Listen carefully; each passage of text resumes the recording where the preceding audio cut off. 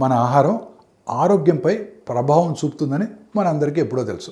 కానీ తాజా పరిశోధనలు చెప్తుంది ఏంటంటే మనము ఏమి తింటామో అది కాలక్రమంలో క్యాన్సర్ ప్రమాదాన్ని కూడా మార్చగలదు. ఇవాళ దీని గురించి మనం తెలుసుకుందాం. ఈ అంశంపై అతిపెద్ద అధ్యయనాల ప్రకారం శాకాహారం తిన్న వాళ్ళలో pancreatic cancer, prostate cancer, breast cancer, kidney cancer, multiple myeloma అనే బ్లడ్ క్యాన్సర్ల ప్రమాదం చాలా తక్కువగా ఉంది. దీనికి ముఖ్యమైన కారణం ఏంటో తెలుసా?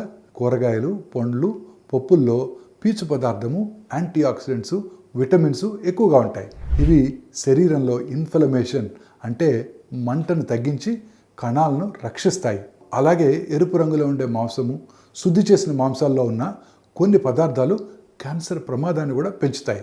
అందరినీ వెంటనే శాకాహారులుగా మారమని కాదు. పండ్లు, కూరగాయలు, పప్పులు, గింజలు, గోధుమలు వంటి మొక్కల ఆధారిత ఆహారాలకు ఎక్కువ ప్రాధాన్యం ఇవ్వడం ద్వారా దీర్ఘకాలంలో క్యాన్సర్ ప్రమాదాన్ని తగ్గించుకోవచ్చు.